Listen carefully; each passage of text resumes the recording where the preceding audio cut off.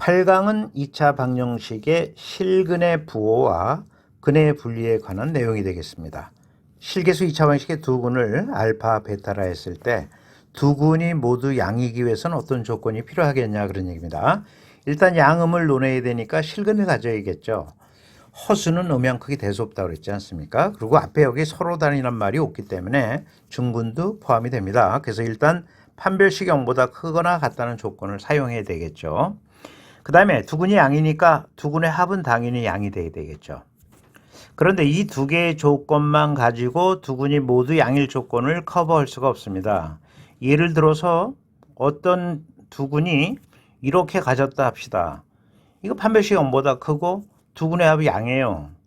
그래서 이런 경우로 커버할 수가 없으니까 두 근이 모두 양일 조건에서는 알파, 베타의 곱이 0보다 크다까지 추가를 해줘야 비로소 이제 두 근이 모두 양일 조건을 완벽하게 충족시켜 주게 되겠죠.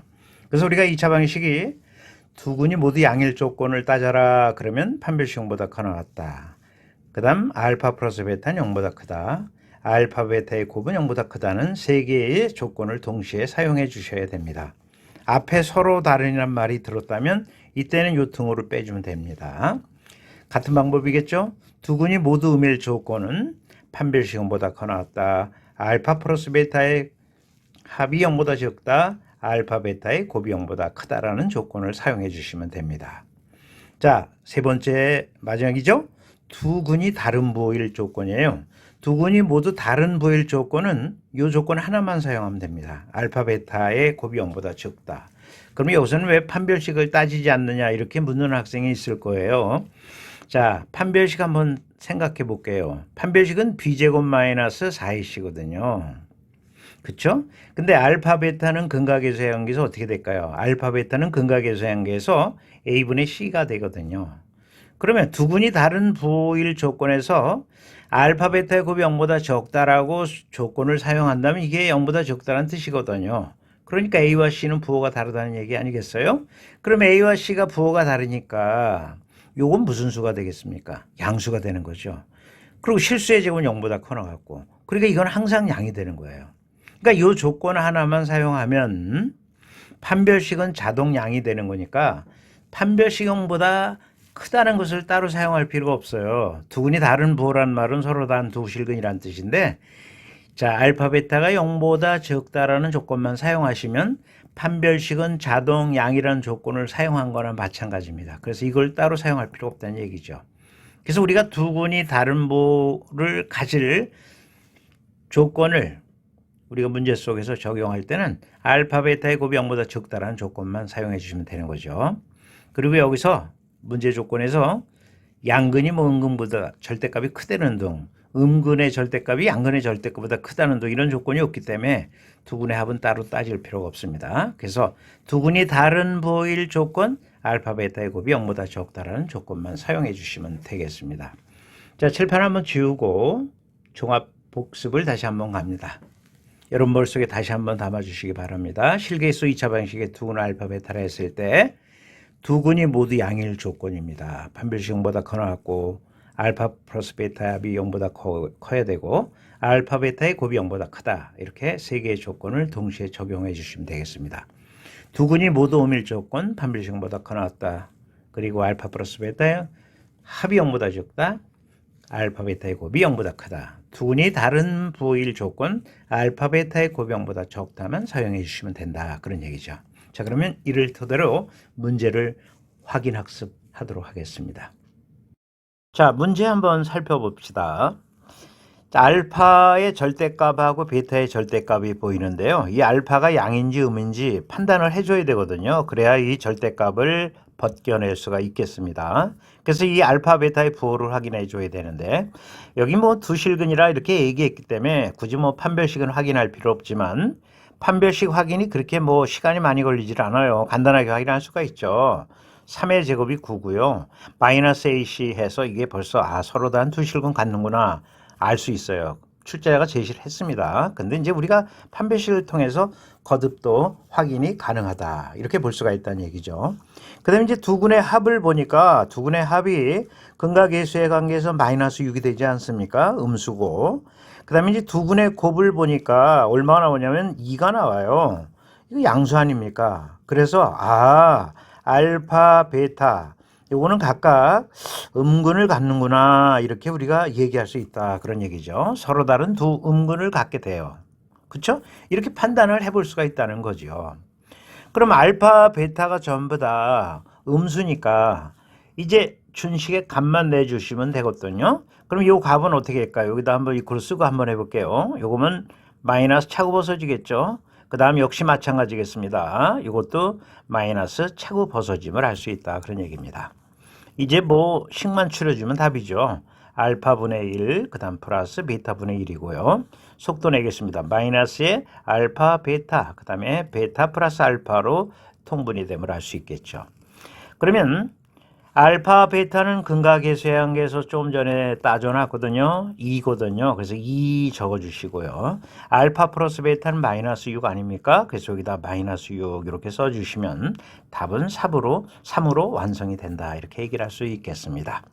자, 우리가 실근의 부호를 바로 공부하고 적용하는 문제를 살펴봤는데 그다지 여러분 어려움이 없으리라 이렇게 판단이 되어집니다. 자, 그러면 다음 이론을 넘어가도록 하겠습니다. 근해 분리를 공부해 봅니다. 근해 분리 전에 2차 방식을 하나 생각해 보고 앞에 부분을 잠깐 복습해 보도록 하죠. 마이너스 x제곱 플러스 4x 마이너스 3 이퀄을 제로라는 2차 방식이 나왔다 그러면은 요런 포물선이죠. 위로 볼록. 그 다음에 x축과의 교점 x좌표 구하라 그런 뜻이라고 앞에서 다 배웠죠. x축이 이렇게 있고 위로 볼록인 2차 함수 교점의 x좌표 구하라 그런 내용이라고 앞부분에서 설명을 다 마쳤던 내용이 되겠습니다. 근데 최고차 음이니까 우리가 2차 방식을 풀 때 불편하니까 양변에 마이너스 1을 곱해서 똑같은 방정식을 찾아내죠. 이것도 이제 근이 똑같습니다. 이걸 풀어도 관계없죠. 그래서 우리는 x, 그죠? x. 그 다음에 3하고 1 이렇게 해서 근은 1 또는 3을 얻어낼 수 있다. 그런 얘기죠. 아래로 볼록인 2차 함수와 x축과의 교점의 좌표. 자, 예를 한번 들어보면 이런 형태의 그래프 교점의 x좌표 똑같다는 얘기예요. 1 또는 3이 나온다. 그런 뜻이 되는 것이죠. 자, 여기서 하나 설명 더 해보겠습니다. 예를 들어서 마이너스 2x 제곱에 플러스 8x 그 다음에 마이너스 6 이퀄 제로 이런 2차 방식을 풀어라 그러면 자, 이 말의 뜻은 뭐냐면 위로 볼록인 그렇죠? 위로 볼록인 자 조금 홀쭉한 포물선이 되겠죠? 자 x축과의 교점의 좌표 구하라. 자 요거와 x축과의 교점의 좌표 구하라 그런 뜻이에요. 교점은 똑같습니다. 양변에 마이너스 2분을 곱하면 이런 2차 방식을 풀어주면 되는 거거든요. 마찬가지로 2x 제곱에 마이너스 8x 그 다음에 플러스 6 이퀄 제로 2차 방식을 풀어라 그러면 그래프로 해석을 해보면 자 아래로 볼록이죠. 요런 2차 함수와 x축과의 교점의 좌표 구하라. 교점 x좌표 똑같습니다. 그래서 이걸 2분의 1을 곱해서 요 방정식을 풀어서 우리가 근을 똑같이 내주면 된다 그런 얘기죠. 요 2차 방식이나 요 2차 방식이나 요 2차 방식이나 요 2차 방식이나 근은 똑같이 나오는데 그래프로 해석하면 이렇게 좀 달라질 수 있다 그런 얘기죠. 그러나 근의 본질은 전혀 달라지는 게 없다 그런 얘기죠. 그래서 앞으로 근의 분리 문제가 나오면은 최고차가 이렇게 또 개수가 가급적 1로 바꿔놓고 근의 분리를 따져주면 시간도 단축할 수 있고 그 다음에 일관성도 있고 그렇습니다. 그래서 근의 분리 문제 앞으로 등장이 되면은 최고차의 부호를 양으로 바꿔놓고 특히 1로 바꿀 수 있으면 1로 바꿔서 계산하기가 편하게 만들어 놓고 근의 분리를 접근하면 시간을 많이 단축할 수 있다. 그런 말씀을 드리고 싶습니다. 자, 그러면 이제부터 칠판을 이렇게 지우고 본격적으로 근의 분리에 대한 공부를 해보도록 하겠습니다. 두 군이 P보다 클 조건입니다. 모두. 자, 그래프로 보면 두 군이라는 것은 x축과의 교점의 x좌표를 의미한다 그랬습니다. 자, P보다 크다는 얘기는 P가 여기 있다 그런 뜻이겠죠. 그래서 일단 두근이 존재해야 되니까 앞에 서로 다른이란 말 없습니다. 그래서 판별식 0보다 커 나타야 되고, 그 다음에 이제 FP가 양이어야 되죠. 함수값이 양하니까 이게 지금. 그래서 FP가 양이어야 된다. 이런 조건을 추가해 줘야 되겠죠. 그런데 이 두 개만 가지고 이걸 커버할 수가 없어요. 예를 들면 이런 것들은 배제해 줘야 되잖아요. 이렇게. 그렇죠? 그래서 우리가 대칭축을 따져줘야 되는 겁니다. 이 대칭축은 P보다 커야 된다는 거 조건을 추가해주면 비로소 이제 완벽하게 두근이 P보다 클 조건이 되는 것이죠. 그래서 앞으로 두근이 P보다 클 조건 그러면 판별식 0보다 커놨다.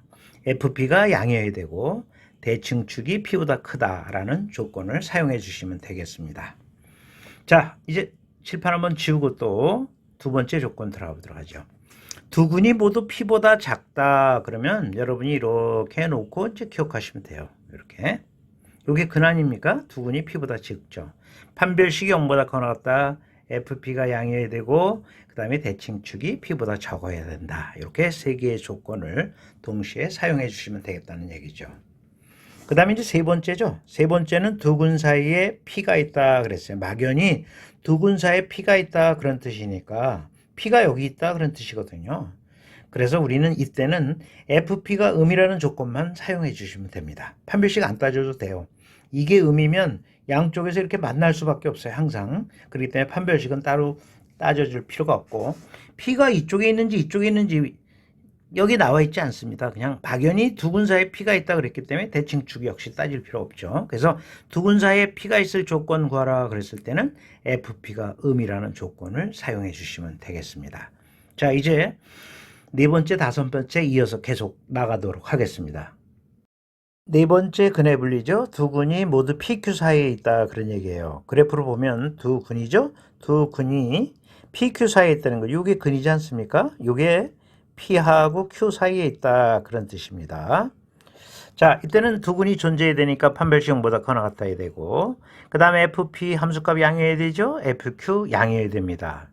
그런데 요 세 개의 조건만 가지고 요걸 커버할 수가 없죠. 이런 경우는 어떻게 할 거예요? P가 여기 있고 여기 Q 있으면 판별식 0보다 크죠. 그 다음에 FP, FQ 다 양이거든요. 그래서 이런 것들은 우리가 배제해 줘야 되니까 대칭축을 꼭 따져줘야 되는 거죠. 이 대칭축이 P하고 Q 사이에 있다고 반드시 추가해 줘야 됩니다. 그래서 두 근이 모두 PQ 사이에 있을 조건은 판별식 0보다 커 나갔고 FP가 양이어야 되고 FQ가 양이어야 되고 동시에 대칭축이 PQ 사이에 있어야 된다. 그런 얘기죠. 조건이 가장 많아서 출제를 아주 많이 하죠. 다시 하면 빈도수가 높다. 출제 빈도가 높다. 그렇게 얘기할 수 있겠습니다. 자, 이번에는 마지막이죠. 한 근은 P보다 작고 그 다음에 다른 한 근은 Q보다 크다. 무슨 말이냐면 자, 근이 이렇게 있습니다. 이게 근이지 않습니까? 근데 한 근은 P보다 적대요. 그러니까 P보다 적다는 얘기죠. 이거는. 그 다음에 한 근은 Q보다 크다. 그러니까 Q가 요 안에 있다는 얘기죠. 요거 근은 Q보다 크다는 얘기죠. 요럴 때는 FP가 음이고 FQ가 음이라는 조건만 사용해 주시면 돼요. 이게 음이고 음이고. 자, 이게 음이면 양쪽에 반드시 이렇게 X축하고 만나게 되기 때문에 판별식을 따로 따질 필요 없고요. 대칭축도 따질 필요가 없습니다. 막연히 그냥 한 근이 P보다 적고 다른 한 근은 Q보다 크다라고 얘기했기 때문에 대칭축을 따로 따질 필요가 없는 것이죠. 자, 이렇게 우리가 5개의 기본 근의 분리를 가지고 시험에 이제 출제가 되고 요를 바탕으로 해서 잠깐 응용한 거 조금 비트 문제가 나오는데 그것은 이 5개를 바탕으로 해서 우리가 문제를 풀어주시면 됩니다. 자, 그러면 이를 바탕으로 문제를 쭉 적용 훈련을 하면서 이 챕터를 마무리하도록 하겠습니다. 근의 분리 첫 번째 문제죠. 자, 2차 방정식에 두 근이 모두 1보다 클 실수 A의 범위 구하라 그랬습니다. 위로 볼록인 2차 함수하고 X축과의 교점의 좌표, 이 교점의 X좌표가 모두 1보다 크다 그러는 의미가 되겠습니다.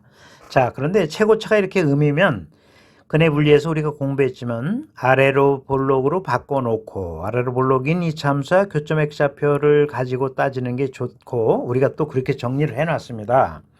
자, 이런 아래로 블록인 이차함수하고 교점 X좌표 똑같거든요. 그래서 이방정식이나 그는 달라지는 게 없습니다. 그래프로 해석을 하면 그래프의 모양이 다르지만 방정식 의미는 같다. 이렇게 얘기를 했습니다.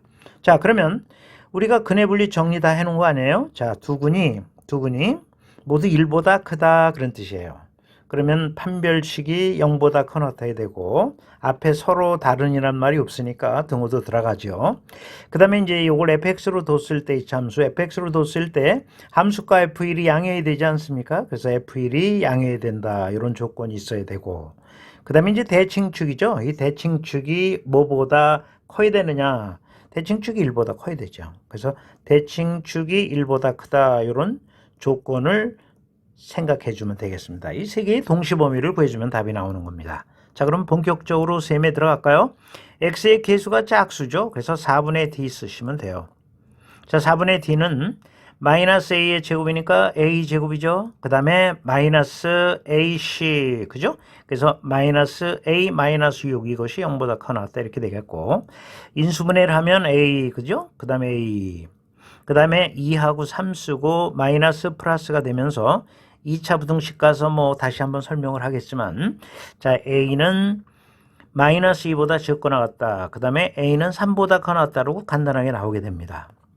자, 원래 이 등호를 이렇게 붙여야 되는데 시간을 단축하기 위해서 앞으로 모든 필기는 이렇게 이제 한 번만 사용하도록 하겠습니다. 이렇게 한 번만. 자, 이해해 주시기 바라고요. 그 다음에 이제 F1이 요걸 fx로 뒀을 때 F1이 양해야 되니까 여기다 1을 넣고 여기다 1을 넣으면 되겠죠. 그래서 1-2a 그 다음 플러스 a 그 다음 플러스 u 이것이 0보다 커야 한다. 이렇게 얘기할 수 있겠습니다. 그러면 이제 a 값이 7보다 적다 하고 간단하게 나오겠고 그 다음에 이제 대칭축을 구해야 되는데 우리가 중학교 때 대칭축 구하는 거, 이차함수의 대칭축 구하는 거, 꼭지점의 좌표 알면 대칭축 금방 나오지 않습니까? 그래서 이거는 x-a의 제곱, 그죠? 마이너스 a 제곱, 그 다음 플러스 a 플러스 6, 이렇게 이제 바꿔 쓸 수가 있죠. 여기서 뭐 꼭지점까지 구할 필요는 없지만, 꼭지점의 좌표는 a, 그죠? 마이너스 a 제곱 플러스 a 플러스 6 이렇게 되는데요. 꼭지점 x좌표, y좌표가 되는 거죠. 자, 여기서는 대칭축만 필요하니까 요거만 필요한 거예요. 그래서 이 대칭축이 뭐보다 커야 된다? 1보다 커야 한다. 이렇게 얘기를 할 수 있다. 그런 얘기입니다. 자, 그러면 우리가 수직선을 그려서 세 개의 동시범위 찾아주면 되죠. 마이너스 2보다 적거나 같다 또는 3보다 커났다 이렇게 해서 첫 번째 범위 나왔고요. 그 다음 두 번째죠. 두 번째는 a가 7보다 적다예요. 그래서 7은 들어가지 않는군요. 그래서 7보다 작다 이렇게 표현해 주시고요. 그 다음 마지막으로 a가 1보다 크다 이렇게 나오잖아요. 그래서 a가 1보다 크다 표현해 보도록 하죠. a가 1보다 크면 여기 1이고 1보다 크다 이렇게 되는 겁니다. 자, 그러면 공통되는 데는 이 부분이죠. 3은 포함되고 7은 포함되지 않습니다. 그래서 결론을 답하도록 하겠습니다. 결론은 다음과 같이 답을 내주면 되죠. A의 범위는 3은 들어갑니다. 3 들어가고 7은 포함이 되지 않죠. 그래서 요 동시 범위를 옮겨서 답해 주시면 된다. 그런 얘기가 되겠습니다. 자, 근의 분리 첫 번째 문제를 만났는데요. 이 그래프로 해석하는 거, 2차 방식의 그래프의 해석 다시 한번 기억해 주시고요. 근의 분리 첫 번째 문제, 근의 분리를 따질 때는 아래로 볼록으로 바꿔놓고 생각하면 시간도 단축하고 또 우리가 이론을 전부 다 아래로 볼록으로 바꿔놓고 따져놨기 때문에 혼란하게 이론을 흔들리지 않고 머릿속에 담을 수 있다 이렇게 이야기를 했습니다. 자, 그러면 다음 문제를 한번 넘어가도록 하겠습니다. 또 하나의 근의 분리에 관한 문제죠. 2차 방정식 그랬네요. 요거는 뭐 아래로 볼록으로 제대로 되어 있네요. 그래서 고칠 필요 없겠고요. 근에 대해서 그랬으니까 이 근이라는 건 x축과의 교점 x좌표다 그랬어요. 이 근에 대해서 2가 두 근 사이에 있다 그런 말은 2가 여기에 있다 그런 뜻이에요. 그럼 우리가 정리 다 했죠. 이 이차 함수를 fx로 뒀을 때 fe가 음이라는 조건만 사용하면 된다고 그랬어요. 판별식 이런 거 사용하지 않아도 된다고 그랬죠. fe가 음이면 판별식이 당연히 0보다 크기 때문에 따질 이유가 없다 그랬습니다. 자, 그래서 자 2를 집어넣겠습니다. 그래서 여기다 2를 집어넣어주면 2는 4죠. 답 금방 나오겠네요. 그 다음에 여기다 2를 넣습니다. 2를 넣으면은 마이너스 4에 m 마이너스 4 이렇게 되겠죠. 여기다 2 넣은 거 이렇게 곱했습니다. 그 다음에 플러스 2m이죠. 이것이 0보다 적다 이렇게 사용해 주시면 되겠습니다. 자, 그러면 4, 그죠? 마이너스 4m, 그 다음 플러스 16이죠. 그 다음 플러스 2m이 0보다 적다가 되는 겁니다. 자, 요거 계산하면 마이너스 2m인데 넘어가면은 2m이 뭐보다 크다? 20보다 크다 이렇게 되는 겁니다. 그래서 우리는 양변을 2로 나누면 m은 10보다 크다 이렇게 나오게 되는군요. 그래서 이번 문제는 뭐 간단하게 해결할 수 있죠. 두 근 사이에 P가 있을 조건하고 설명이 다 됐던 내용이니까 복습 다시 한번 해주시고요. 다음 문제 건너가도록 하겠습니다. 또 하나의 근의 분리에 관련 문제죠. 2차 방정식의 한 근이 1보다 작고 또 한 근은 뭐 2보다 크다 그랬어요. 한 근은 1보다 작고 또 한 근은 2보다 크다 그랬죠. 이 2차 방정식을 그래프로 해석해 볼게요. 자, 계속 반복했습니다만은 위로 볼록인 2차 함수하고 x축과의 교점 x좌표 이게 근이다 그랬어요. 근데 우린 근의 분리는 전부 아래로 볼록으로 정리해 놨지 않습니까? 아래로 볼록으로 바꿔서 정리를 했기 때문에 똑같은 방정식을 찾아보겠습니다. 최고차항의 개수가 이렇게 음수니까 양면에 마이너스 1을 곱하면서 똑같은 방정식을 찾아보죠. 그러면 x제곱에 마이너스 x 플러스 m 이퀄 제로 요 2차 방식도 근은 같습니다. 요 방정식이랑. 그래서 그래프로 보면 그래프는 모습은 달랐지만 x축과의 교점은 같습니다. 그래서 이거 갖고 따져도 된다라고 그랬어요.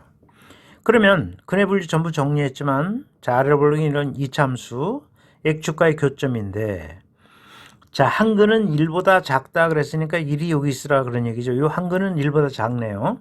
그 다음에 요 한 근은 2보다 크다 그랬으니까 2보다 크다. 이런 내용이다 그런 얘기가 되겠어요. 정리 다 했죠 우리? 자, F1이 음이고 F2가 동시에 음이면 판별식은 따지지 않아도 된다 그랬어요. 대칭축하고.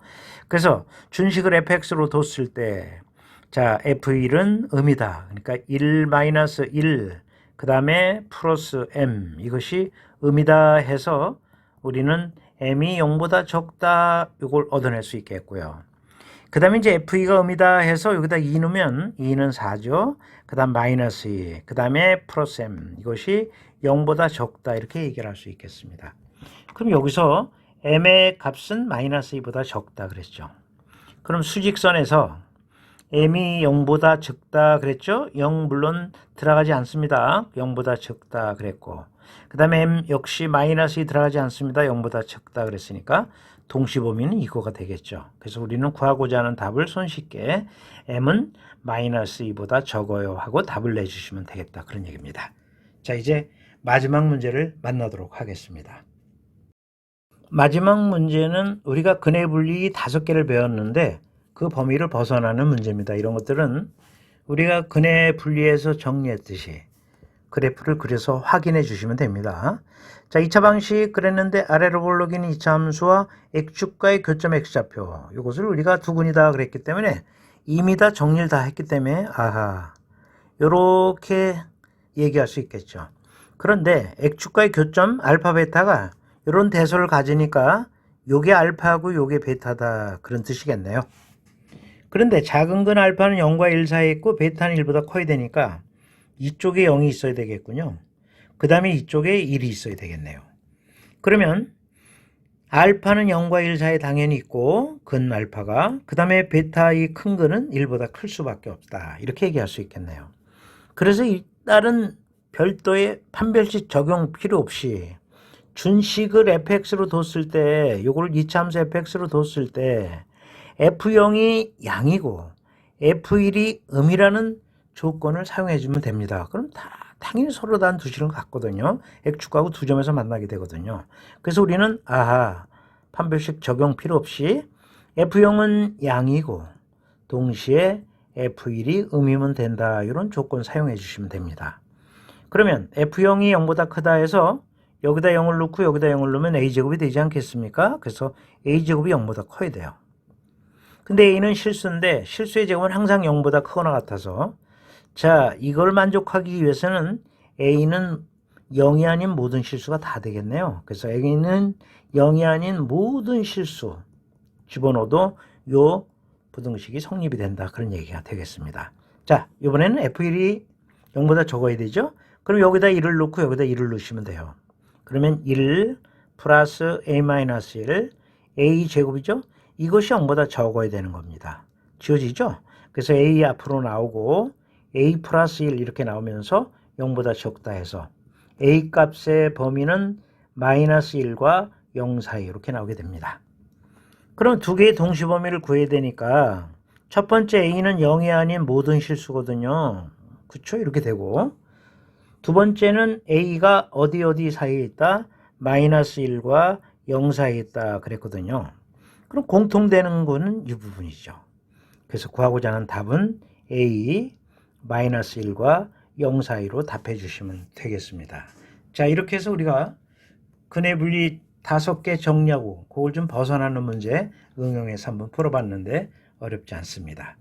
자, 그러면 칠판을 한번 지우고 항상 그랬듯이 그날 배웠던 거, 그 시간에 배웠던 내용 전체를 우리가 머릿속에 담아야 됩니다.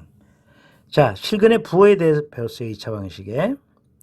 두 군이 모두 양일 조건 들어와야 되겠죠?